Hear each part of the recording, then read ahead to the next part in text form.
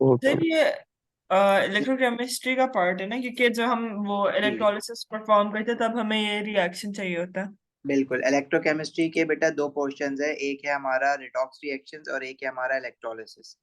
Redox reaction electrolysis में भी required है, मेटल्स में भी रिक्वायर्ड है, एसिड बेसिस एंड सॉल्ट्स में भी रिक्वायर्ड है। तो ये itself a very important chapter, small है बट इम्पोर्टेंट है। अच्छा, लास्ट टाइम हमारी क्या बात हुई थी रिडॉक्स रिएक्शन में, that oxidation is loss of electrons and reduction is gain of electrons. हमने एंड में उसको याद किया था by this word oil rig, where oxidation, O is for oxidation and IL is for loss. Oxidation is loss of electrons and increase in oxidation number, whereas reduction is gain of electrons and decrease in oxidation number. ठीक है। अच्छा, कुछ example जैसे हमने की थी oxidation की, for example if we have sodium atom, it loses 1 mole of electrons, it forms sodium plus 1 ion. Similarly, if we, let's say if we have a chlorine molecule, it gains 2 mole of electrons to form 2 mole of chloride ion. So first equation is for oxidation, where sodium's oxidation state becomes from 0 to +1. This shows increase in oxidation number. And the second equation is for reduction, where the oxidation number of chlorine changes from 0 to -1. This represents decrease in oxidation number. Hence, chlorine molecule has been reduced, and the process is known as reduction. In the first equation, sodium atom has been oxidized, and this process is known as oxidation. Right? ये सारी बातें हमारी last class में हुई थी। अब हम आगे कंटिन्यू करेंगे इस चैप्टर को। ठीक है। अच्छा, अब देखो हमने ये देखना है कि लेट्स से हमारे पास कोई इक्वेशन है जिसमें we have chlorine reacting with Fe2 positive ions to form chloride ions and Fe3 positive ions. अब इस इक्वेशन में we can see that the chlorine molecule has no charge written over it. It means chlorine must have an oxidation number of 0. On the right hand side of the equation, we have chloride ions formed. So its oxidation number has increased from 0 to, sorry, decreased from 0 to -1. ये decrease in oxidation number है ना, from 0 to -1. This is a decrease in oxidation number, right? So we say that chlorine has been reduced. Similarly, Fe2 positive ion oxidation number has increased from 2 positive to 3 positive. Iron के लिए Fe2 positive ion जो है वो 2+ से 3+ हो गया, right? तो this is increase in oxidation number, and increase in oxidation number, it means Fe2 positive ion has been oxidized. So in the same reaction, Fe2 positive ion is oxidized, whereas chlorine molecule is reduced. तो एक ही reaction में oxidation भी हो रहा है, reduction भी हो रहा है। मतलब इनकी इक्वेशंस हमने अलग अलग करके देखी थी लास्ट टाइम। जैसे क्लोरीन की हमने देखी थी Cl2 2 इलेक्ट्रॉन गेन करके 2 मोल्स ऑफ क्लोराइड आयन बनाता है। तो इसको हमने कहा था दिस प्रोसेस वाज रिडक्शन। अब ये असल में अलग अलग तो नहीं होते हैं ना। अब क्लोरीन को अगर इलेक्ट्रॉन गेन करना है तो उसको मिलेंगे कहाँ से इलेक्ट्रॉन? आयरन यूज करेगा तो मिलेंगे ना। तो ये रिएक्शन तो साथ हो रहे होते हैं सारे। अब जो Fe2 पॉजिटिव आइन है उसने इलेक्ट्रॉन लूज करे और क्या बना है Fe3 पॉजिटिव आइन। अब देखो एक Fe2 पॉजिटिव आइन ने एक इलेक्ट्रॉन लूज करा है, ऐसा ही है ना। तो यस। क्लोरीन को तो 2 इलेक्ट्रॉन चाहिए क्लोरीन मॉलिक्यूल को। तो इक्वेशन बैलेंस फिर हुई हुई है, और इक्वेशन जब बैलेंस हुई हुई है तो हमारे पास फॉर इक्वेशन बैलेंस, हमें जब तक हम बैलेंस ही नहीं करेंगे इक्वेशन को तो फिर तो ये बात ही नहीं बनेगी ना। तो इक्वेशन बैलेंसिंग क्या सर होनी हमें चाहिए इसकी? बैलेंसिंग, सर हम बैलेंसिंग कब पढ़ेंगे? मतलब हमने अभी सही से तो नहीं पढ़ा।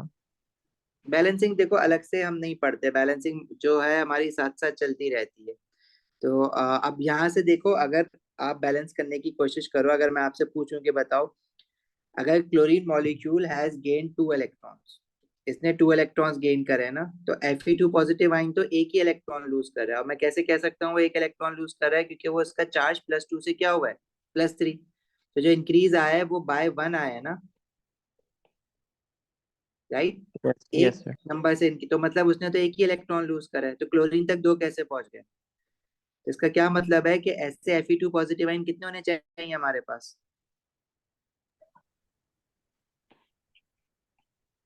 It should be 2 in quantity ना, 2 मोल्स होने चाहिए इसके। आई बात समझ? Because one Fe2 positive ion is becoming one Fe3 positive ion. It means it is losing just one electron. However, chlorine molecule needs two electron to get reduced to form Cl negative ion. So there must be two Fe2 positive ion present in the equation. Though you are not supposed to balance this equation, ये तो आपको balanced मिलेगी. But I am just asking you कि if you give it a try by yourself, you should be able to realize that a chlorine molecule needs two electrons to get reduced.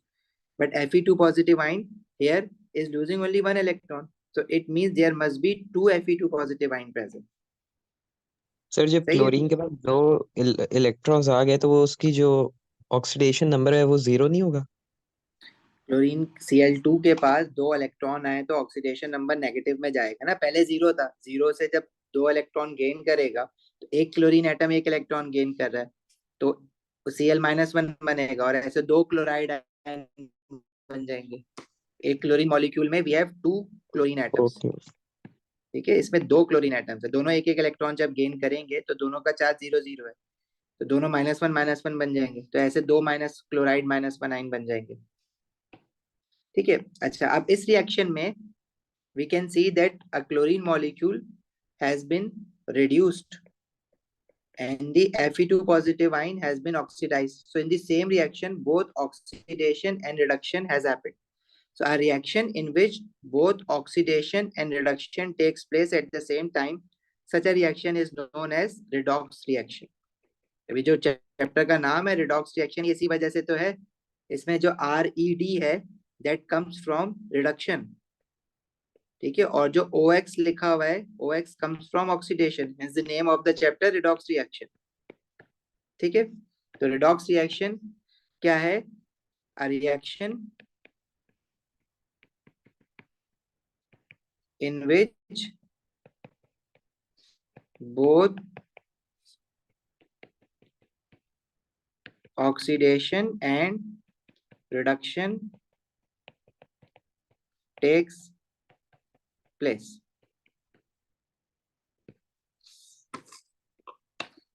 चलें आगे। तो एक second.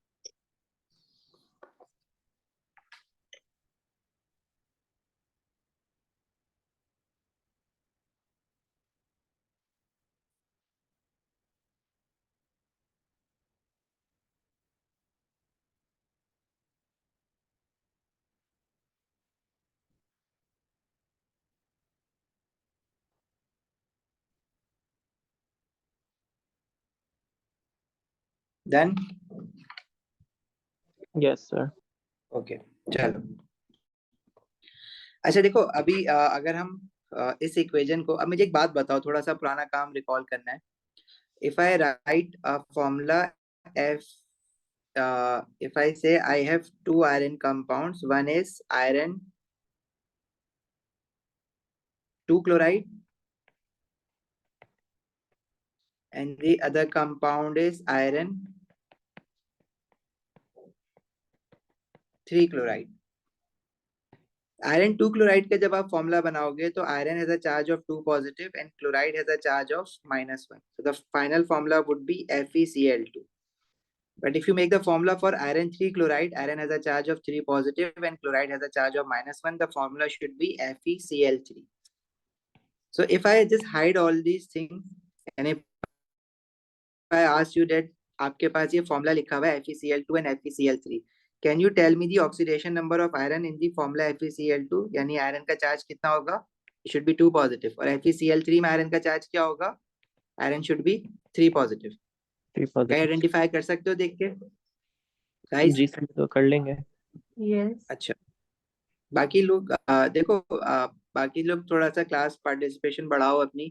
Mic खोल के ना बोलो, बेशक माइक खोल के वैसे भी मैं ट्राई करता हूँ अवॉइड करो, क्योंकि जब कोई एक बच्चा माइक पे कहता है ना, मतलब तो वो थोड़ा सा डिस्टरबेंस हो जाती है सबके लिए। लेकिन क्वेश्चन पूछना हो तो जरूर माइक खोल लिया करो। लेकिन बाकी लोग अब मुझे नहीं पता आप लोग कैसे क्लास ले रहे हो बेटा, चैप्टर्स जो है ना थोड़ा सा फास्ट भी चल रहे हैं और थोड़ा सा चीजों को क्वेश्चंस भी हम ज्यादा करेंगे, तो आपने मुझे रोकना होगा क्वेश्चंस पूछने के लिए। तो अब आप लोग अगर मोबाइल फोन्स पे क्लास ले रहे हो तो प्लीज ट्राई करो किसी और डिवाइस पे आओ, कंप्यूटर पे आओ या लैपटॉप पे आओ या टैबलेट्स पे आओ, ताकि आपकी स्क्रीन बड़ी हो जाए। ठीक है, मोबाइल फोन्स पे थोड़ा सा इशू ही रहता है, जूम इन जूम आउट करते रह जाते हो और चैट भी नहीं कर पा रहे होते हो मोबाइल फोन से डायरेक्टली। तो चैट नहीं कर पा रहे हो, माइक तो खोल सकते हो लेकिन मोबाइल फोन पे थोड़ा सा मुश्किल ही होता है। तो थोड़ा ट्राई करो, डिवाइसेस अपनी चेंज करो और क्लास में थोड़ा सा पार्टिसिपेशन बढ़ाओ, चीज़ों को पूछो और यस नो करो, मुझे पता हो, क्योंकि कैमरास खुलवाना थोड़ा सा इनकन्वीनियंट हो जाता है सबका। लेकिन अब जो टेस्ट होगा उसमें शायद मैं आप लोगों के कैमराज ऑन करवाऊं, तो पार्टिसिपेशन शो करो प्लीज सब। आयरन के आगे जो नंबर होता है वो ही उसका चार्ज होता है। अरीश नहीं बेटा, आयरन के आगे, हाँ आयरन के चार्ज यहाँ पे जो लिखा हुआ है उसका नंबर है, वो बेसिकली क्लोरीन के आगे नंबर है, लेकिन ये हमेशा जरूरी नहीं है। देखो अगर मैं आपसे कहता हूँ कि मेरे पास फॉर्मूला है Fe2O3 और एक फॉर्मूला है FeO, तो इसमें आयरन का जो चार्ज है आपको पता है, oxygen is from group 6 which is oxide, जिसपे चार्ज होता है 2 नेगेटिव। ठीक है, तो इसमें आपको ये रियलाइज करना पड़ेगा कि आयरन इज 3 पॉजिटिव है, जो ऑक्सीजन के साथ नंबर है वो आयरन का चार्ज है, और FeO में तो ऑक्सीजन के साथ 1 है। तो इसमें यू हैव टू रियलाइज कि Fe2 पॉजिटिव और O2 नेगेटिव होता है। तो हम क्या करते हैं, इन नंबर्स को पहले सिंप्लीफाई करते हैं ना फॉर्मूला बनाने के लिए। तो आयरन जो है वो +1 हो जाता है और ऑक्सीजन -1 हो जाता है, तो फाइनल फॉर्मूला जो बनता है वो FeO बनता है। तो इतना जो कॉमन फॉर्मूलाज हैं आयनिक कंपाउंड्स के, स्पेशली ट्रांजिशन मेटल्स के, तो इतने आपको रियलाइज करने हैं। अगर यही बात मैग्नीशियम ऑक्साइड लिखी हुई होती तो कोई तो इशू ही नहीं था। आपको पता है मैग्नीशियम ग्रुप 2 का है, उसका चार्ज तो रहता ही +2 है, तो उसमें तो कोई इशू नहीं था। लेकिन ट्रांजिशन मेटल आइन जहाँ पे आ जाते हैं वहां पे आपको ये थोड़ी सी चीजें रियलाइज करनी पड़ती हैं, और ज्यादा ट्रांजिशन मेटल आइंस आते भी नहीं है, कॉपर और आयरन के ही बारे में होता है, कॉपर सर ये तो ट्रांजिशन पता लग मेटल जाता अब है। नेगेटिव होता है या पॉजिटिव? मेटल मेटल हमेशा पॉजिटिव होता है, metal is always always always positive. Okay ठीक है, सर। चलो। अब अगर ये जो इक्वेशन अभी हमने ऊपर लिखी थी, अगर मैं इसी इक्वेशन को वो आयनिक इक्वेशन थी, आइंस थे उसमें, अगर मैं इसी इक्वेशन को लेट से इस तरह से लिख देता, Cl2 या इसके साथ लेट से FeBr2 लिख देता, ठीक है, और ये प्रोडक्ट में FeCl3 बना ले और आपका ब्रोमीन बना ले, तो ऐसे भी लिखी भी मिल सकती है इक्वेशन। ठीक है, इसमें आपको ये रियलाइज करना पड़ेगा कि कौन सी चीज ऑक्सीडाइज हुई है, कौन सी रिड्यूस्ड हुई है। बहरहाल अभी मैं इसकी तरफ नहीं जा रहा, अभी जो है ना मैं थोड़ा सा आपको एक चीज और बताना चाह रहा हूँ। देखो, हमने ऑक्सीडेशन और रिडक्शन की 4 डेफिनेशंस पढ़ी थी। Oxidation is loss of electron. देखो हसन, डिपेंड करता है ट्रांजिशन मेटल आयन के ऊपर चार्ज क्या है। अगर ट्रांजिशन मेटल आयन के ऊपर 3 पॉजिटिव चार्ज है और वो आयरन एटम बना है, तो इसका क्या मतलब है कि उसने 3 इलेक्ट्रॉन गेन किए हैं। लेकिन अगर ट्रांजिशन मेटल आयन के ऊपर 3 पॉजिटिव चार्ज है, वो 3 पॉजिटिव से Fe2 पॉजिटिव आयन बना है, इसका मतलब है उसने 1 इलेक्ट्रॉन गेन किया। सर मैं पूछ रहा लेकिन हूँ कि जो है ये शेयर कितने करते हैं, मतलब हमें कैसे पता चलेगा कि शेयर नहीं इन्होंने थ्री करता, थ्री ट्रांसफर करता, गेन करेगा सर या कितने यूज कितने करेगा। करते अगर हैं सर ये? ये आपको चार्ज देख के पता चलेगा, वही बता रहा हूँ। अगर आयरन 3 पॉजिटिव आयन से Fe बना है, तो ऑक्सीडेशन स्टेट +3 से अगर 0 तो इसका मतलब है 3 इलेक्ट्रॉन गेन करें। अगर वो 3 पॉजिटिव से +2 गया तो इसका मतलब है 1 इलेक्ट्रॉन गेन करें। तो वो आप ऑक्सीडेशन नंबर देख के डिसाइड करोगे कि कितने इलेक्ट्रॉन ओके गेन सर। करें, क्योंकि ये वेरिएबल चार्जेस होते हैं, तो ये variable number of electron gain करते हैं। बाकी जो मेटल्स हैं जैसे मैग्नीशियम है और सोडियम है, तो ये तो हमें पता है कि ये हमेशा 2 ही गेन करेगा। जैसे सोडियम है तो हमें पता है कि ये हमेशा 1 ही गेन करेगा, लेकिन ट्रांजिशन मेटल के लिए चार्जेस देख के आपको डिसाइड करना पड़ता है। Okay sir, thank you. ठीक है, अच्छा अब देखो, अगर हमारे पास कोई एक रिएक्शन है जिसमें कॉपर, जैसे हमने ऑक्सीडेशन और रिडक्शन की 4 डेफिनेशन पढ़ी थी ना, ऑक्सीडेशन को हमने कहा था गेन ऑफ ऑक्सीजन, एक डेफिनेशन ये भी पढ़ी थी ऑक्सीजन ऑक्सीडेशन की, और लॉस ऑफ हाइड्रोजन। इसी तरह रिडक्शन की भी एक डेफिनेशन हमने ये पढ़ी थी, reduction is gain of hydrogen और लॉस ऑफ ऑक्सीजन। तो ये डेफिनेशन भी यूज होती है थोड़ी बहुत। जैसे मैं एग्जांपल देता हूँ, जैसे हमारे पास है कॉपर ऑक्साइड और ये हाइड्रोजन गैस के साथ रिएक्ट कर रहा है, तो ये बनेगा कॉपर मेटल एंड वाटर। अब देखो लेफ्ट हैंड साइड पे हमारे पास कॉपर ऑक्साइड में ऑक्सीजन है, और जब राइट हैंड साइड पे कॉपर आया है तो इसके पास से ऑक्सीजन लॉस हो गया, तो this is loss of oxygen. तो लॉस ऑफ ऑक्सीजन को हम क्या कहते हैं? This is reduction. इसी तरह लेफ्ट हैंड साइड पे जो हाइड्रोजन है उसके पास पहले ऑक्सीजन नहीं था, अब उसके पास ऑक्सीजन आ गया, तो हाइड्रोजन ने गेन किया है किसको? ऑक्सीजन को। तो this is gain of oxygen, and gain of oxygen is known as oxidation. तो इसमें कॉपर ऑक्साइड जो हुआ है वो रिड्यूस्ड हुआ है, और हाइड्रोजन जो हुआ है वो ऑक्सीडाइज्ड हुआ है। ठीक है। इसी तरह से अभी जो हमने थोड़ी देर पहले इक्वेशन देखी जिसमें Fe3 positive ion, sorry Fe2 positive ion chlorine के साथ रिएक्ट करके Fe3 पॉजिटिव आइन बना रहे हैं और क्लोराइड आइन बना रहे हैं। तो इसमें Fe2 पॉजिटिव आइन की ऑक्सीडेशन स्टेट +2 से +3 हुई है। This is increase in oxidation number, और इंक्रीज इन ऑक्सीडेशन नंबर होता है ऑक्सीडेशन। और क्लोरीन की ऑक्सीडेशन स्टेट 0 से -1 हुई है, this is decrease in oxidation number. Decrease in oxidation number होता है रिडक्शन। अब हमें पता है कि इसमें Fe2 पॉजिटिव आइन जो है वो ऑक्सीडाइज्ड हुआ है। Fe2 positive ion is oxidised, और जो क्लोरीन है वो क्या हुआ है? वो रिड्यूस्ड हुआ है। Cl2 जो है वो रिड्यूस्ड हुआ है। अच्छा, अब रिडॉक्स रिएक्शन में जो चीज ऑक्सीडाइज्ड होती है ना, मतलब जो लॉस ऑफ इलेक्ट्रॉन कर रही है, जो चीज ऑक्सीडाइज्ड होगी उसकी वजह से सामने वाला रिएक्टेंट रिड्यूस्ड हुआ है। क्योंकि इसमें iron 2 positive ion electron lose करेगा तो क्लोरीन गेन करेगा ना। मतलब अगर जो चीज ऑक्सीडाइज्ड होगी वो सामने वाले को रिड्यूस करवाती है, तो जो चीज ऑक्सीडाइज्ड होती है उसको हम कहते हैं वो एक्ट कर रही है एज अ रिड्यूसिंग एजेंट। और जो चीज रिड्यूस्ड होती है वो सामने वाले को ऑक्सीडाइज करवाती है, तो जो चीज खुद रिड्यूस्ड होती है it act as a oxidising agent. तो दो टर्मिनोलॉजीज और आ गई हैं हमारे पास, एक ऑक्सीडाइजिंग एजेंट और एक रिड्यूसिंग एजेंट। तो ये हम आप इसका बता देंगे एजेंट वाला। मैं बता रहा हूँ, मैं जरा इसकी डेफिनेशन लिखवा दूं, आसान सी बात है, शुरू में थोड़ी सी मुश्किल लगती है। रिड्यूसिंग एजेंट वो सब्सटेंस है जो कि खुद ऑक्सीडाइज हो रहा है और सामने वाले को रिड्यूस करवा रहा है। अ सब्सटेंस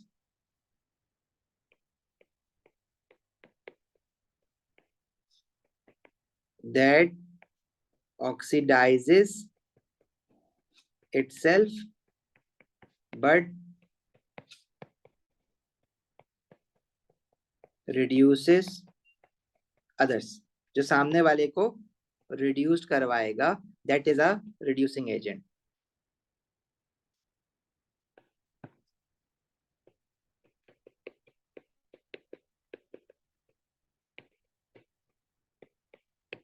और ऑक्सीडाइजिंग एजेंट क्या होता है?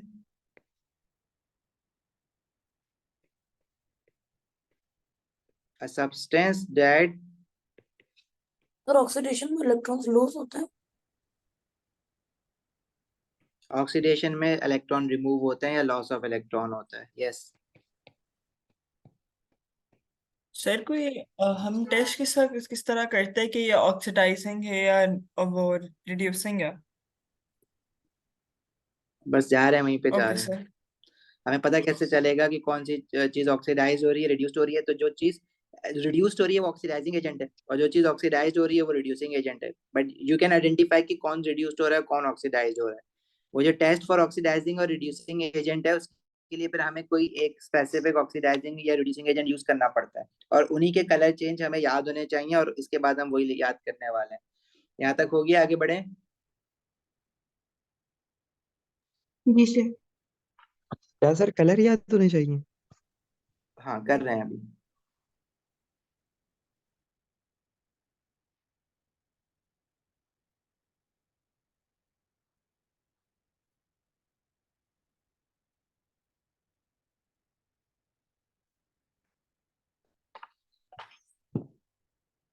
चलो, अब हमें ना 2 ऑक्सीडाइजिंग एजेंट्स याद रखने हैं।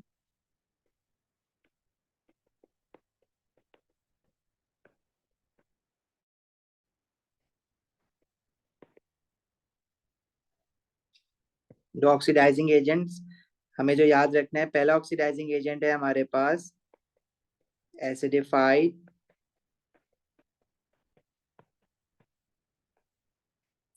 एक्वस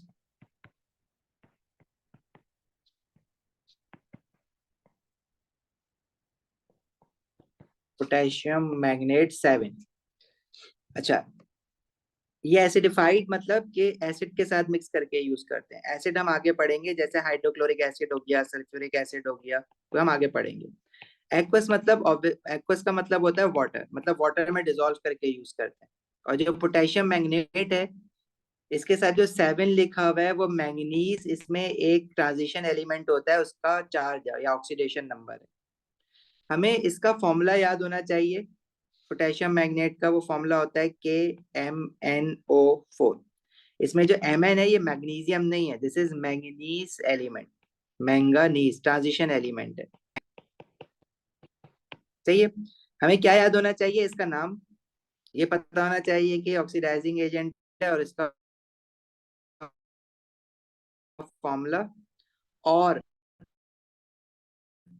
क्या याद होना चाहिए हमें, इसका कलर चेंज, मतलब जब ये किसी चीज को, अभी ऑक्सीडाइजिंग एजेंट है तो ये किसी लिए यूज करेंगे टू ऑक्सीडाइज डिफरेंट सब्सटेंसेस। ठीक है, तो ये जब किसी चीज को ऑक्सीडाइज करवाता है तो इसका कलर चेंज हो जाता है, और इसका जो कलर चेंज होता है वो हमें याद होना चाहिए। ऑक्सीडाइज करवाने से पहले इसका कलर होता है पर्पल, और ऑक्सीडाइज करवाने के बाद इसका कलर हो जाता है कलरलेस। तो इसका कलर चेंज होता है पर्पल टू कलरलेस, ये हमें याद रखना पड़ेगा। दूसरा हमारे पास जो ऑक्सीडाइजिंग एजेंट है जिसका हमें नाम याद होना चाहिए वो है एसिडिफाइड एक्वस पोटेशियम डाइक्रोमेट 6। इसका फॉर्मूला होता है K2Cr2O7। इसमें ये जो Cr है, this is a chromium element which is also a transition metal. और जब ये किसी चीज को ऑक्सीडाइज करवाता है तो इसका कलर चेंज हो जाता है from orange to green. This colour changes from orange to green. बस इनके बारे में इतना ही याद होना चाहिए। सर सर इस वो चैप्टर में किस ऑक्सीडाइजिंग टाइप के एजेंट क्वेश्चंस आते हैं? सर वो ऑक्सीडाइजिंग एजेंट एक में एक जो करके पहला बोलो वाला क्या लिखा है? Mossadegh. Acidified aqueous potassium manganate, this is manganate, MANGANATE।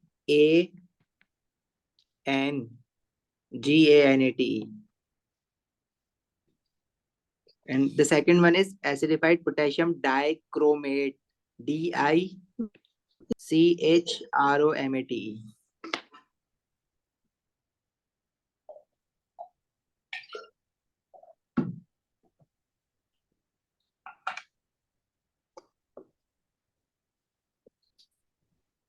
Mariam, you are asking about formula making. Sorry, I missed your message यार।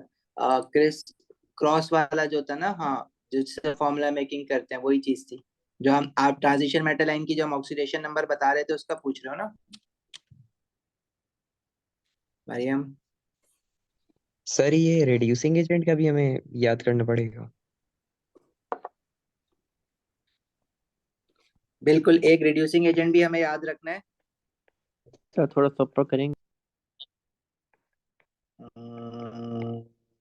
टाइम क्यों ले रहे हो इतना लिखने में?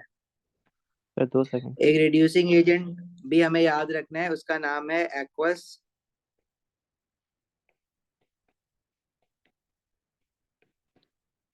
पोटेशियम आयोडाइड, और उसका फॉर्मूला होता है KI। और जब ये किसी चीज को रिड्यूस करवा देता है तो इसका कलर चेंज हो जाता है from colourless to brown. Initially ये कलरलेस सोल्यूशन होता है, एक्वस सोल्यूशन रहता है पानी में डिसॉल्व करके इसको। Its color changes from colorless to brown. लिख लिया हसन? आयोडाइड ब्लैक नहीं होता? मैं बताता हूँ। देखो इसकी ना इक्वेशन क्या होती है, इसकी इक्वेशन भी याद रखनी है। इसमें पोटेशियम आयोडाइड में आयोडाइड आयन है। आयोडाइड आयन बेटा एक्वस फॉर्म में है, और जब आयोडाइड आयन एक्वस फॉर्म में होते हैं ना तो ये कलरलेस होता है। अच्छा, जब ये एज अ रिड्यूसिंग एजेंट काम कर रहा है तो इसका क्या मतलब है, ये खुद क्या हो जाएगा, सामने वाले को तो रिड्यूस करवाएगा, खुद क्या हो जाएगा, oxidise. Oxidised. Yes, and oxidation is loss of electron. तो जब आयोडाइड आयन एक इलेक्ट्रॉन लूज करेगा तो it will form an iodine atom, but we know that iodine atom does not stays alone. It always stays in the diatomic form. I2 की form में रहता है ना ये। तो ये आयोडाइड आयन जो है वो I2 बना के बैठेगा आगे। ठीक है, इसको बैलेंस करने के लिए 2 मोल ऑफ आयोडाइड आयन आ जाएंगे, और 1 iodide ion is losing 1 electron, तो 2 आयोडाइड आयन मिलके 2 इलेक्ट्रॉन लूज करेंगे। तो आपको ये इक्वेशन याद होनी चाहिए इसकी, कि जो आयोडाइड आयन है इसने इलेक्ट्रॉन लूज करे, खुद ये ऑक्सीडाइज्ड हुआ है, तभी ये एज अ रिड्यूसिंग एजेंट काम कर रहा है। ठीक है सर बस इसी की याद होनी चाहिए। और बस इसी की याद करनी है, ऑक्सीडाइजिंग एजेंट्स की याद नहीं करनी है। अच्छा, ये जो आयोडीन बनी है, अब ये सारा काम पानी में ही हो रहा है ना, क्योंकि आपने एक्वा सोल्यूशन लिया हुआ है। तो ये जो आयोडीन बना है ये बेसिकली आपका पानी के ही अंदर बना है, तो ये एक्वस फॉर्म में बनेगा। और जो एक्वस आयोडीन होती है ना, उसका कलर होता है, जब पानी में आयोडीन को डिसॉल्व करते हो तो its colour is brown. Brown भी लिखा हुआ होता है और अक्सर डार्क ब्राउन भी लिखा हुआ होता है। So its colour changes from colourless to brown या कलरलेस टू डार्क ब्राउन। ये जो आयोडीन होती है ना, ये आपने वो देखी होगी ना, पायोडीन, जो टिंचर ऑफ आयोडीन जिसको कहते हैं, जो आप इंजरी होती है तो उस पे वुंड पे लगाते हैं, पायोडीन या आयोडीन, वो जो कलर होता है ना डार्क ब्राउन, डार्क रेड जैसा कलर या डार्क ब्राउन जो कलर इसका होता है पायोडीन का, वो बेसिकली आयोडीन की वजह से ही होता है, उसमें आयोडीन डिसॉल्व हुई भी होती है।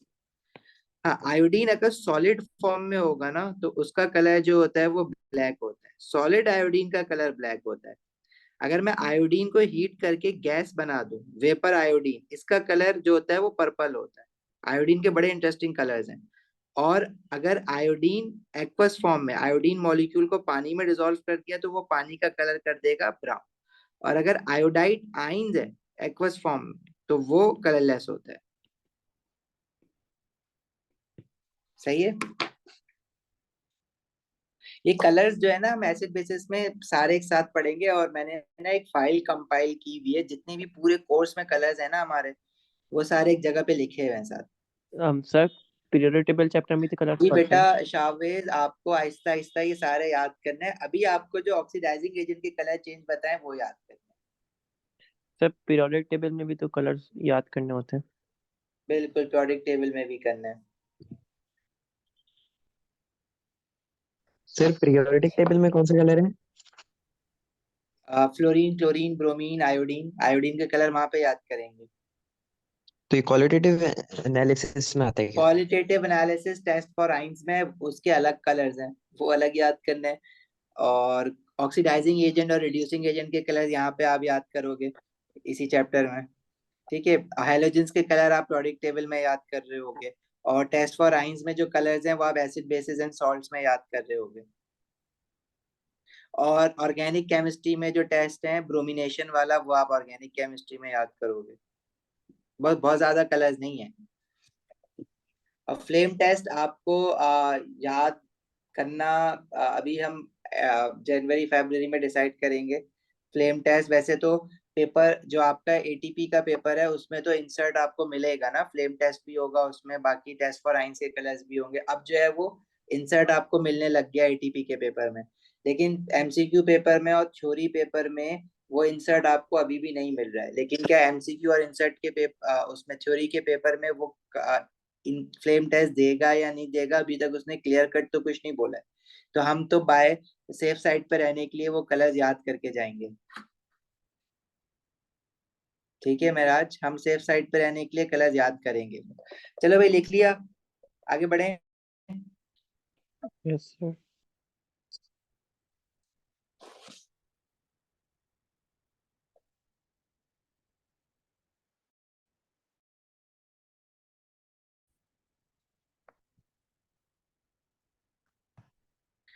अच्छा जी, पास पेपर्स हैं इस चैप्टर के?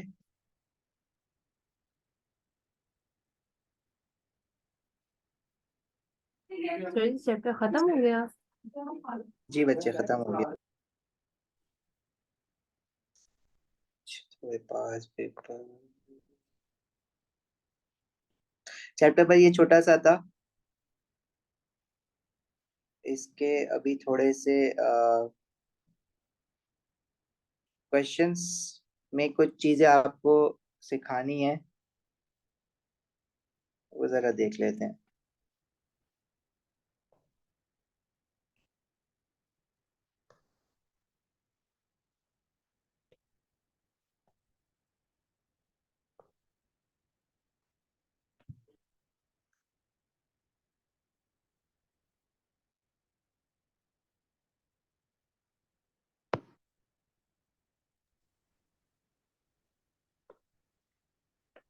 देखो, ये बड़ा इंटरेस्टिंग क्वेश्चन है। इस तरह के क्वेश्चन आते हैं और इसमें आपको एक शॉर्टकट सीखना है।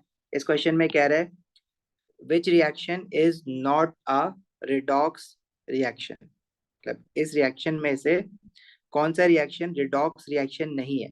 रिडॉक्स रिएक्शन क्या होता है? वो रिएक्शन जिसमें ऑक्सीडेशन और रिडक्शन दोनों हो।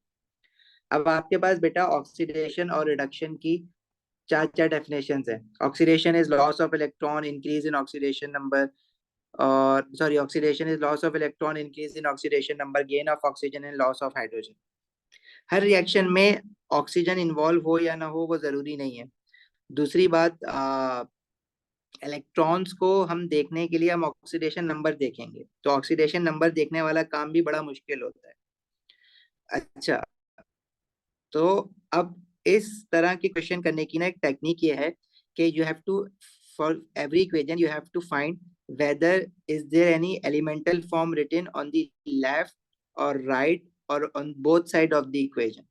मतलब अगर पहले तो ये रिकॉल करो एलिमेंटल फॉर्म क्या होती है। अगर आपसे कहा जाए ना कि एलिमेंटल फॉर्म ढूंढनी है, तो एलिमेंटल फॉर्म होती है जब एक ही तरह का एटम हो। मतलब अगर मैं कह रहा हूँ कि मेरे पास क्लोरीन की एलिमेंटल फॉर्म है तो उसमें सिर्फ और सिर्फ क्लोरीन होना चाहिए। सोडियम की एलिमेंटल फॉर्म है तो उसमें सिर्फ और सिर्फ सोडियम एटम होना चाहिए। मैग्नीशियम की एलिमेंटल फॉर्म है तो उसमें सिर्फ और सिर्फ मैग्नीशियम होना चाहिए। अगर ब्रोमीन की एलिमेंटल फॉर्म है तो उसमें सिर्फ और सिर्फ ब्रोमीन होना चाहिए। जब एक ही तरह का एक ही एलिमेंट का एटम हो फॉर्मूला में, तो वो आपके पास एलिमेंटल फॉर्म होती है। और उस पे ऑक्सीडेशन नंबर क्या होना चाहिए? 0। मतलब उस पे कुछ ऑक्सीडेशन नंबर या कोई चार्ज नहीं होना चाहिए। जब कोई चार्ज नहीं लिखा हुआ होता तो इसका मतलब होता है 0। फॉर एग्जाम्पल, अगर मैं आपसे कहूँ मेरे पास Na+1 आइन है, तो Na+1 आइन जो है वो एलिमेंटल फॉर्म नहीं है। Na सोडियम तो है सिर्फ अकेला, लेकिन उस पे जो चार्ज की वैल्यू है वो +1 है। एलिमेंटल फॉर्म होने के लिए एक एलिमेंट अकेला होना चाहिए और उस पे ऑक्सीडेशन नंबर यानी चार्ज की वैल्यू 0 होना जरूरी है, तो वो क्वालिफाई करती है to be called as an elemental form. ठीक है, क्लियर है बात यहाँ तक? अब इस रिएक्शन में वो ये कह रहा है कि विच reaction is not a redox reaction. ये बीबीबी की लाइन क्यों लग गई है भाई? अच्छा, देखो, अब आपने जिस रिएक्शन में कोई भी चीज अगर एलिमेंटल फॉर्म में है, चाहे वो इक्वेशन के लेफ्ट साइड पर हो, चाहे वो राइट साइड पर हो, चाहे वो दोनों जगह हो, if any substance in a chemical equation is present in elemental form, then a reaction is a redox reaction.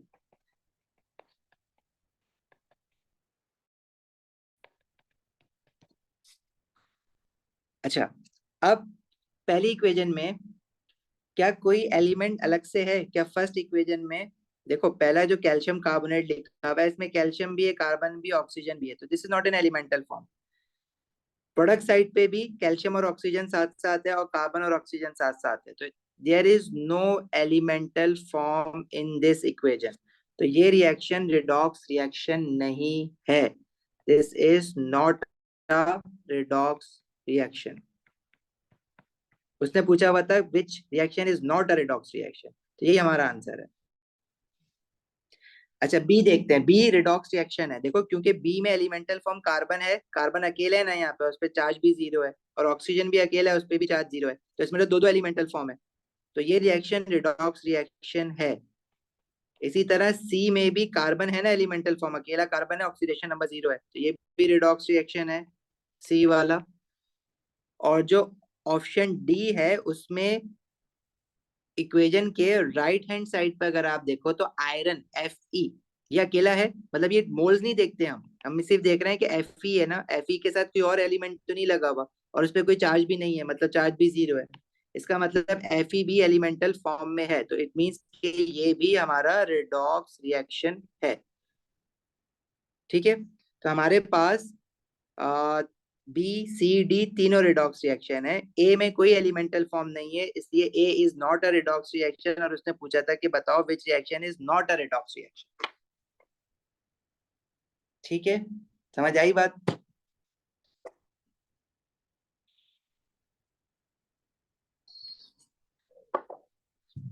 मैं ऐसे और क्वेश्चंस करवाता हूँ।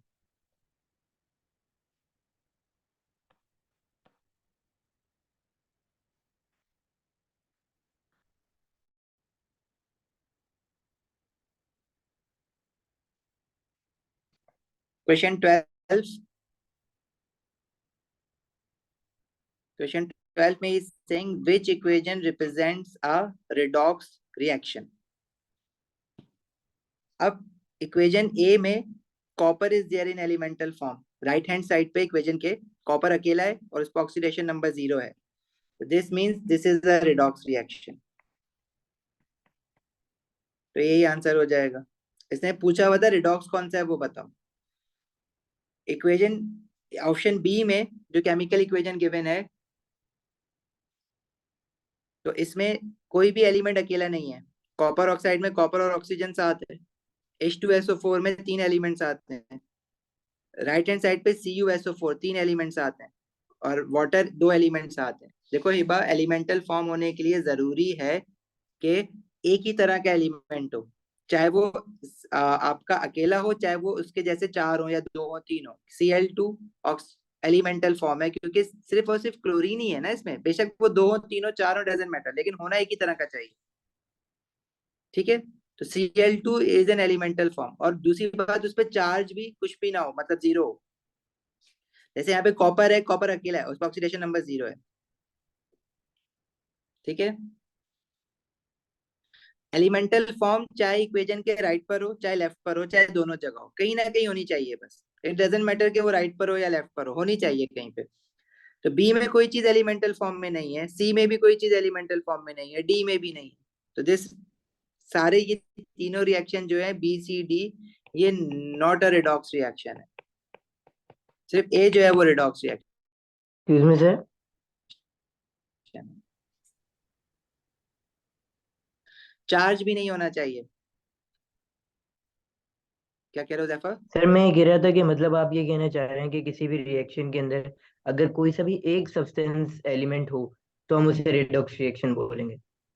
बिल्कुल, चाहे वो इक्वेशन के लेफ्ट साइड पर हो, चाहे वो राइट साइड पर हो। अब जैसे ये क्वेश्चन 15 है, इसमें इक्वेशन ए में क्या कोई चीज एलिमेंटल फॉर्म में है? No silver sir. अकेला है, लेकिन उस पर चार्ज की वैल्यू +1 है, 0 तो नहीं है ना, तो this is not a redox reaction. तो वहां पे भी क्लोरीन अकेला तो है, लेकिन चार्ज 0 नहीं है, -1 है। सर इसी डीएफ तरह का ऑप्शन बी में, हाँ बी में भी कोई चीज एलिमेंटल फॉर्म में नहीं है, बी में हाइड्रोजन अकेला जरूर है, लेकिन चार्ज 0 नहीं है ना, तो this is not a redox reaction. इसी तरह ऑप्शन सी में हाइड्रोजन अकेला है, लेकिन चार्ज 0 नहीं है ना, तो जो सी है वो भी रिडॉक्स रिएक्शन नहीं है।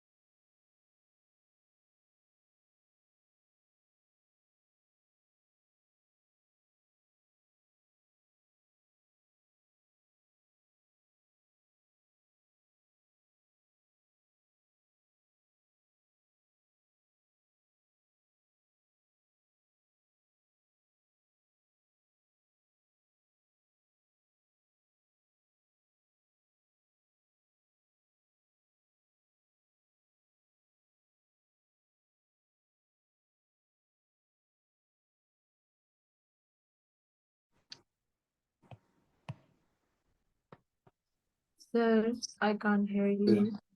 अब आ रही है आवाज? Yes, sir, can you please again explain the last MCQ because your voice is disturbed.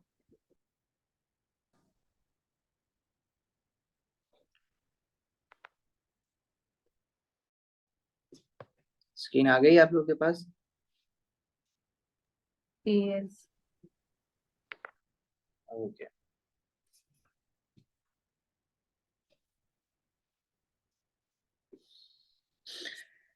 देखो, इक्वेशन ए में silver is there, but elemental form होने के लिए सिल्वर का एटम अलग तो है, लेकिन सिल्वर पे चार्ज भी 0 होना चाहिए। अगर चार्ज कुछ 0 होगा तो वो एलिमेंटल फॉर्म कहलाएगा, लेकिन अगर उस पर +1 चार्ज है, कुछ भी 0 के अलावा कोई और चार्ज है, तो वो एलिमेंटल फॉर्म नहीं है।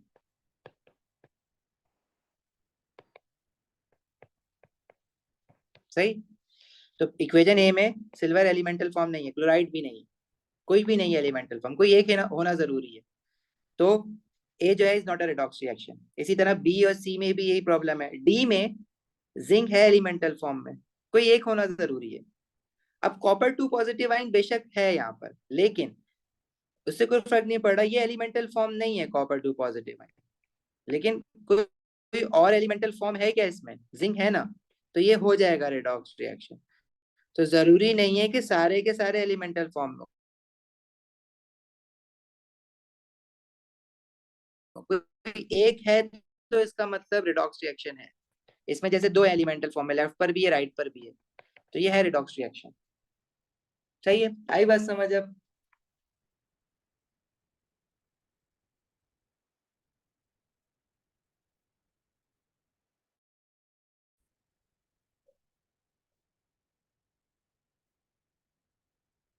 आगे बढ़े। मेरा आज लॉजिक ये है कि अगर कोई चीज एलिमेंटल फॉर्म में है तो इट मींस के वो कहीं ना कहीं रिड्यूस या ऑक्सीडाइज तो हुई है ना। अगर कोई भी एक चीज रिड्यूस्ड हुई है तो मतलब उस रिएक्शन में कहीं ना कहीं दूसरी चीज ऑक्सीडाइज भी हुई होगी, तो वो रिडॉक्स रिएक्शन होगा। या अब ऑक्सीडेशन नंबर देख के लगे रहो उसमें, तो it will take a lot of time, but this question can be done with this logic. मैं एक और क्वेश्चन दिखाता हूँ, देखो रुको।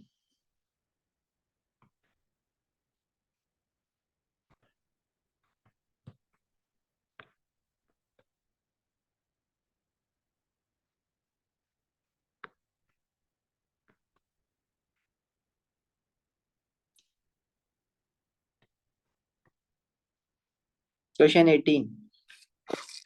Equation for reaction of iron and iron compounds are shown. How many of these are redox reactions? So we have total of 4 equations. उसमें से redox कौन कौन सी है? क्या पहली वाली redox है? क्या पहली वाली इक्वेशन में कोई चीज एलिमेंटल फॉर्म में है? Yes, आयरन है, हाइड्रोजन भी है। This is a redox reaction. What about second one? Sir 3 है। Cl2. इसमें Cl2 रिडॉक्स एलिमेंटल फॉर्म में है, तो ये रिडॉक्स है।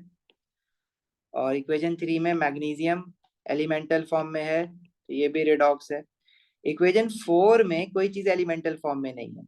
आयरन सल्फेट में 3 एलिमेंट्स हैं, सोडियम हाइड्रोक्साइड NaOH 3 एलिमेंट्स हैं, इधर भी 3 एलिमेंट्स हैं, तो कोई अकेला एलिमेंटल फॉर्म में नहीं है, तो this is not a redox reaction. तो टोटल कितनी इक्वेशंस हैं जो रिडॉक्स रिएक्शन है? 3 सर। सही है? आई होप क्लियर हो गई है ये बात अब।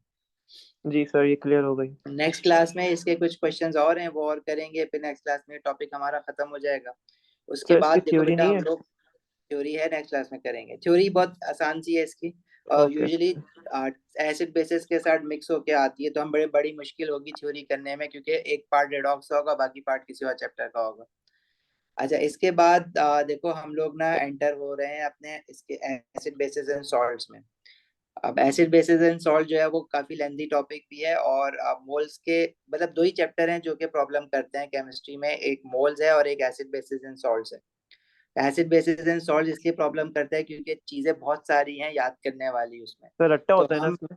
बहुत ज्यादा रट्टा होता है, तो हम लोग अच्छा। उसको जो है वो जल्द से जल्द करने की कोशिश करेंगे, ताकि आपके पास इनफ टाइम हो याद करने का। उसके हाँ। बाद जो टॉपिक्स है ना, बहुत छोटे छोटे टॉपिक्स होते हैं, electrolysis, reversible reaction, energetics, rate of reaction, बहुत इजी टॉपिक्स हैं, छोटे छोटे सर टॉपिक हैं। इलेक्ट्रोलिसिस तो बहुत मुश्किल है। इलेक्ट्रोलिसिस मुश्किल नहीं है, अगर आपका रिडॉक्स अच्छा प्रिपेयर है तो इलेक्ट्रोलिसिस वेरी इजी। ठीक है, वो लगता है मुश्किल रिडॉक्स की वजह से।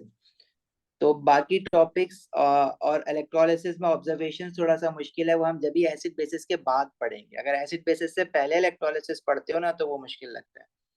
और वो जो बिल्कुल बहरहाल लास्ट वाला एक्सपेरिमेंटल टेक्निक्स वाला वो भी थोड़ा अच्छा वो एसिड बेसिस में ही हो जाएगा आधा। एसिड बेसिस में आपके बहुत सारे टॉपिक एक साथ चल रहे होंगे साथ साथ। तो आप थोड़ा सा चीजों को ना सीरियसली लो। अगर आपने अभी तक सही से पढ़ना स्टार्ट नहीं किया है तो पढ़ना स्टार्ट कर दो प्लीज घर पे। मतलब आप लोग क्लास के बाद भी पढ़ा करो, क्वेश्चंस करा करो। ठीक है, और अभी फिलहाल मोल्स के टेस्ट की प्रिपरेशन करो। टेस्ट की डेट मैं अभी अनाउंस नहीं कर रहा हूँ। I want you guys to take at least 2 weeks to prepare it as well as you can. ठीक है, बहुत अच्छे से प्रिपेयर करो उसको, और फिर हम लोग मोल्स का एक टेस्ट करेंगे। मीनवाइल हमारा एसिड बेसिस एंड सॉल्ट भी अच्छा खासा हो चुका हुआ होगा जब तक। ठीक है, और एटीपी के कुछ क्वेश्चंस हैं सर तो मोल्स से मोल्स का हो नहीं रिलेटेड, गया टेस्ट। मैं वो क्वेश्चंस भी आपको तब तक करवा दूंगा। मोल्स का हो नहीं गया टेस्ट। मोल्स का एक और टेस्ट होगा, ब्रांड टेस्ट होगा, जिसमें एसिड बेसिस एंड सॉल्ट्स के क्वेश्चन भी मैं मिक्स करूंगा। ठीक है, हाँ संडे को हमारी ठीक है एक्स्ट्रा क्लास है, उसकी रिवीजन क्लास है, सॉरी, केमिकल बॉन्डिंग की। सर, आज इसका काम अपलोड हो जाएगा ड्राइव